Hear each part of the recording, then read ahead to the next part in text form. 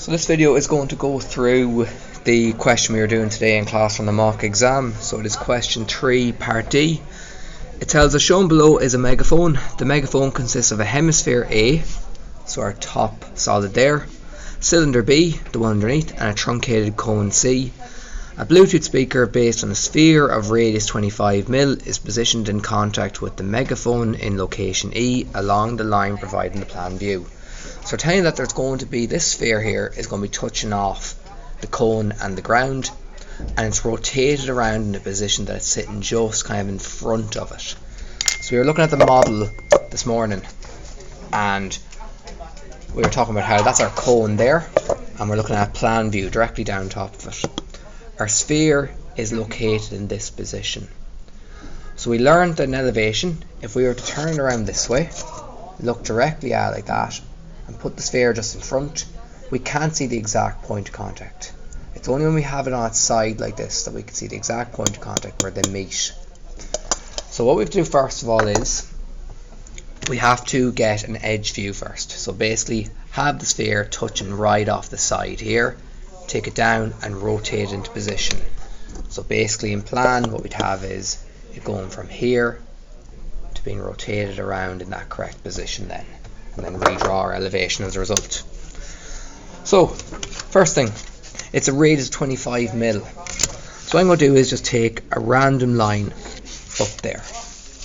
I'm going to measure up 25mm because that is the radius of our sphere. I'm also told then, if I just draw that line there across, that line there is parallel with this, therefore that distance there to there is 25, that distance there to there is 25. So that's 25mm off the ground. To get my center point then, I want to bisect this angle here. So I take any distance on my compass and go from that corner there and swing an arc like that and that, and then from those 2 points that I just created I swing an arc there and there. Where they cross over each other I join them back to my center, or sorry, to the corner where the angles meet, and where they cross over this line here at that point, I'll zoom right in so you can see the crossover at that point there. That's now the center of that sphere. All I can now do is get my compass, set to my 25mm radius, and draw a light circle to represent the elevation of that sphere. Key thing is that sphere is in contact at this point here. To show it, the exact point of contact, we talked about using tangents and normals earlier on. We know that a normal is a line that's perpendicular to a tangent. So if I take that line there, there's a 90-degree edge. I slide it across. A normal for a circle is always going to be perpendicular to a tangent. That gives me the point of contact between the cone and the sphere resting on its side. So we're talking once again, if we look down at the plan, where the centers are on the same line. So it's not rotated yet. We're drawing as a side view so that we can see the exact point of contact. After that then, I can rotate that down, or sorry, take it down first into my plan. So there's my center. I drop that down there, and I'm going to rotate that around into my plan. So I'll just tilt this down so you can see it. It's been rotated around to that point in E there. My radius stays the same. It's radius 25. I'm now drawn my sphere in the rotated position. Just like that there. So I'll tilt down a little bit more. So what I've done is I've taken the edge view, I've taken it down in plan. I can draw it the way it would have looked in plan first before it's rotated as well. That would be the plan view of that sphere. And what I've done is I've rotated it around. So in the 3D model, what it would look like is going from there to rotating around like that. So the distance between the center and the center of the sphere and the center of the cone, they stay the exact same. When I move that around, the distance between there and there doesn't change. They stay the same all the way. After I've done that, I can take my new center back up into my elevation to draw its new position. The height doesn't change, it's still 25mm. So I can use that 25mm line there, where to cross over. I can now draw in my new sphere. Just like that there. And it's the exact same with the point of contact then. My point of contact, it was here at the edge. I rotate it around as well. So I take it down like that there. I rotate it into position. That's my point of contact there in my plan. I take that up as well. I take my height across because the heights don't change. And that is where the point of contact occurs in my elevation. So just to show with colours what I was doing. So just like I did earlier on in class. I took the center down first. I rotated it into position. I then took it straight back up to its new position and took the same height across because the heights don't change. And that's how I found that point there for the center for that sphere. So the two spheres I'm looking at in elevation and plan. I'll use another colour to show them what they look like. I'll just use this orange one here.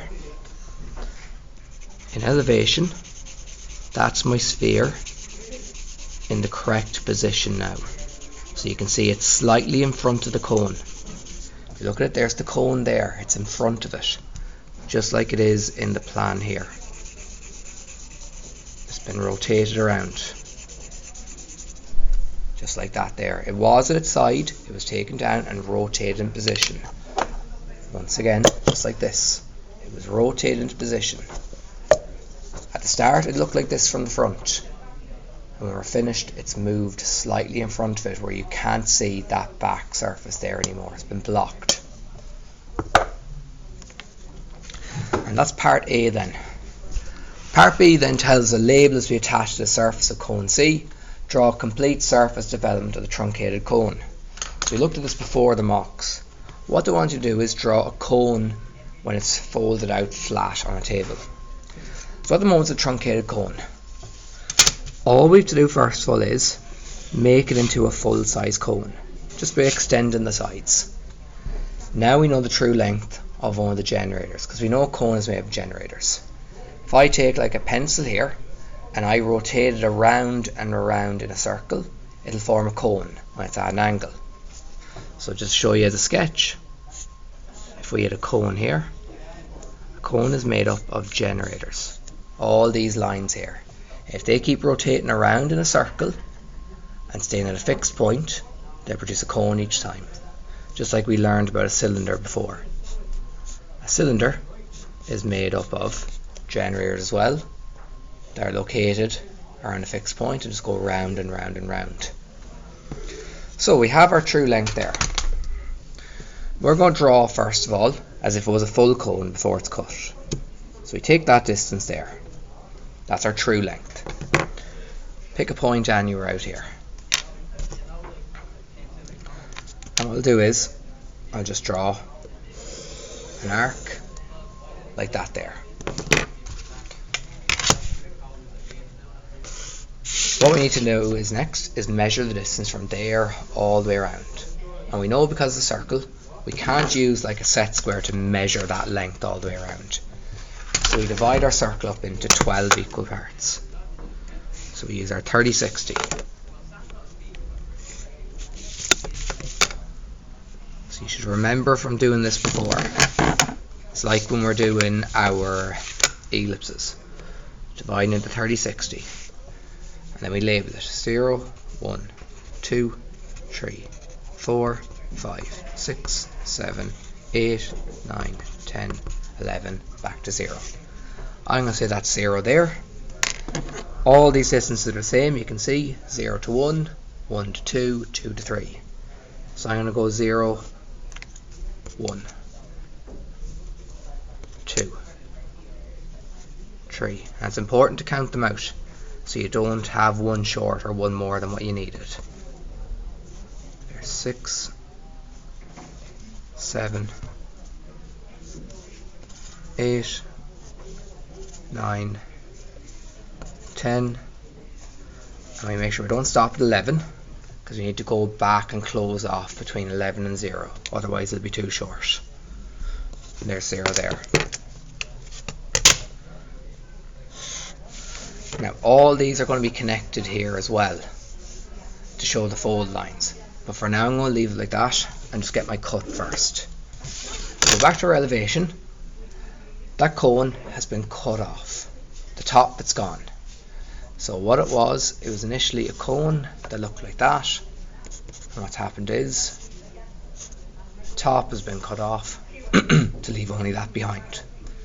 What we need to do is we need to now take the length of this that's been cut off, so that length there, and we mark that around. So all this has now been gone. So all we're going to have heavy is between that part there and the end down here.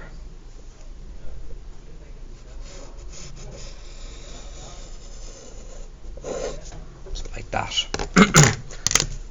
Now we can draw our fold lines all the way out here. So I can just show that that's how I got my line. They're all connected out.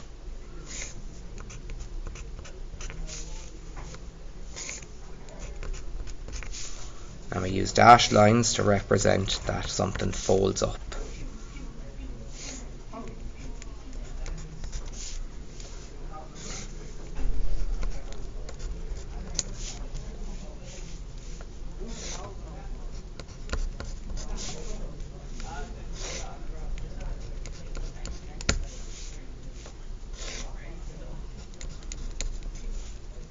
And our last one there, like that. So if you were to cut that part out there and fold it up, it would make your truncated cone same way it is there. Now we can only assume that we have to draw the base of it as well, because that would be part of the cone. There's going to be a base piece there. You can draw the base connected to any one of these dividers. Let's just say I've loads of space out at 9. I'm going to extend 9 out. And remember, we're dealing with true lengths. I know that in the plan I can see the actual size of the base there by drawing that circle. You can see it goes all the way around. I can take that distance, step it out there from my radius, and draw this here. And I know then there is going to be a top circle as well, but because it's connected to that cylinder, I can only assume that it's left open, that's hollow in the middle. So I'm only going to leave the base on it there. And that completes that question. So hopefully anyone who's stuck on any of those parts, that video is able to help you out with it.